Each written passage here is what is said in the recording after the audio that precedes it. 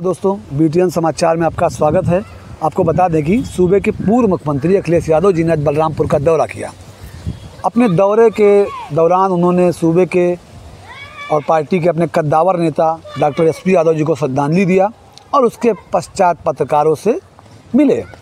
सवाल जवाब में अखिलेश ने इंडिया गठबंधन को लेके जो सवाल पूछा गया उसका उत्तर दिया, लेकिन एक बहुत महत्वपूर्ण बात अखिलेश यादव ने कह दिया।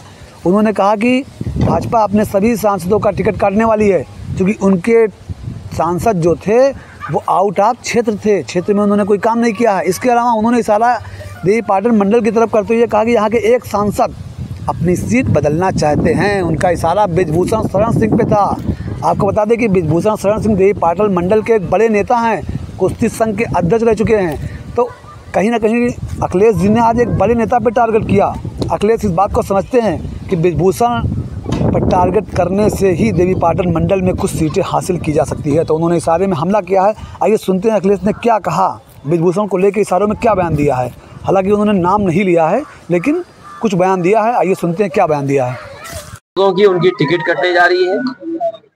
जो एक सांसद हैं वो सीट बदलना चाहते हैं, तो सोचिए वो चिंता इस बात की करनी चाहिए कि उनके सांसदों की परफॉर्मेंस क्या है।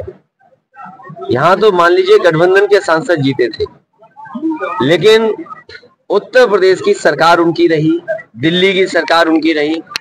लखनऊ से चल करके मैं बलरामपुर आया और मैं नीचे नीचे देखते ही आया कि अगर कहीं भी उन्होंने कोई कारखाना लगवाया हो तो बता दें हमें।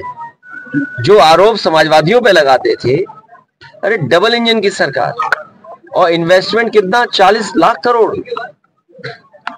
अभी जो आपने गवर्नर स्पीच में पढ़ा होगा, 40 लाख करोड़ का अगर इन्वेस्टमेंट यूपी में आ रहा है तो बलरामपुर में निवेश क्यों नहीं आ रहा, गोंडा में निवेश क्यों नहीं पहुंचा। और इतने बड़े पैमाने पे जो बेरोजगारी है, इसका जवाब क्या है उनके पास, महंगाई का जवाब क्या है उनके पास। तो बीजेपी को चिंता करनी चाहिए। उनका सब सांसद इस संकट में है कि कहीं उनकी टिकट तो नहीं कट रही है। और जो हमें जानकारी मिली थी, मैंने पहले भी कहा, फिर दोहराता हूं उस बात को, कि सभी सांसदों की उनकी टिकट कटने जा रही है। जो एक सांसद हैं वो सीट बदलना चाहते हैं। तो सोचिए अगर ऐसी परिस्थितियों में जिन्हें राजनीति करनी पड़ेगी तो क्या सीट जीतेंगे वो। इसीलिए जानबूझ करके दूसरों की चिंता उन्हें ज्यादा है, उन्हें चिंता अपनी होनी चाहिए। और हमारे साथी ने जो पूछा कि भारत रत्न, ये भारत रत्न अपने वोट को बांधने के लिए दिया जा रहा है, ये सम्मान में नहीं दिया जा रहा है। सम्मान तो है खैर उस बात को, क्योंकि भारत रत्न होगा और हमारी कोशिश होगी कि सीट का बंटवारा जल्दी हो।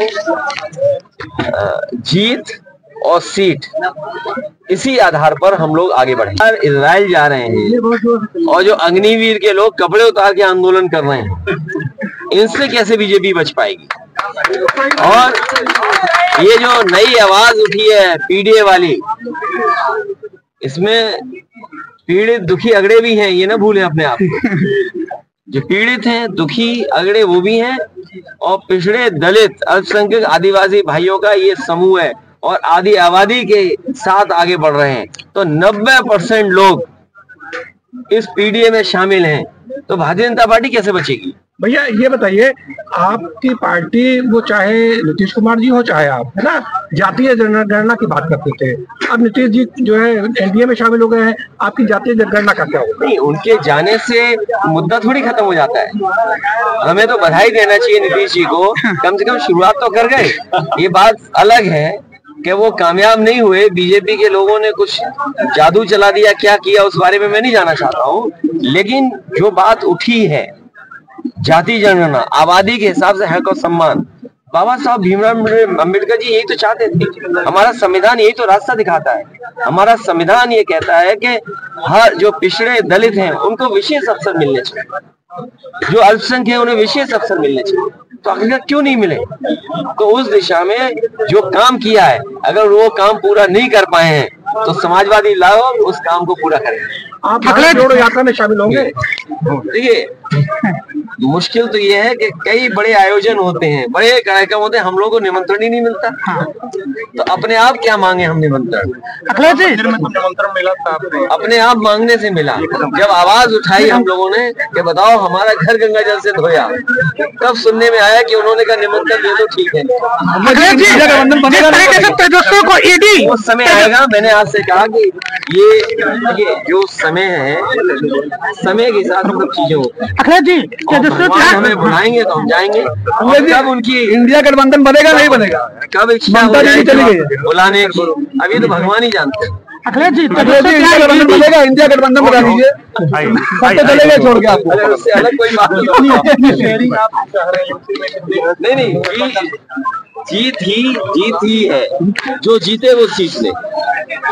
जीत ही आधार है हमारा बंटवारे का सीट होगा। तो जीत तो बाद में होगी, पहले तो नहीं, आप भी कुछ चीजें जानते हो। माली श्रावस्ती है, ये जिला है, गठबंधन जीता था। आप और हम जानते हैं कि क्या समीकरण होना चाहिए। अगर बीजेपी ये कदम उठा दी तो हम ये कदम उठाएंगे, तो उसमें क्या दिक्कत है? तो जब समीकरण से चुनाव हो रहा है तो हम भी अपना समीकरण से इंतजार करेंगे। वेट एंड वॉच नहीं, वेट एंड वॉच क्यों? हमने देखा नहीं, आपको अनाउंस कर दी सीटें, तो हमें पता है कि समीकरण क्या बनाना है। कांग्रेस करी, हमसे पूछा नहीं गया। नहीं, ये जिस स्तर पे बात होनी चाहिए थी उस स्तर पे बात हुई है, और जानकारी जिस स्तर पे देनी चाहिए उस स्तर पे जानकारी दी है, और गठबंधन होगा, बातचीत हो रही है, और लगातार हम लोगों का प्रयास रहेगा कि गठबंधन मजबूत हो।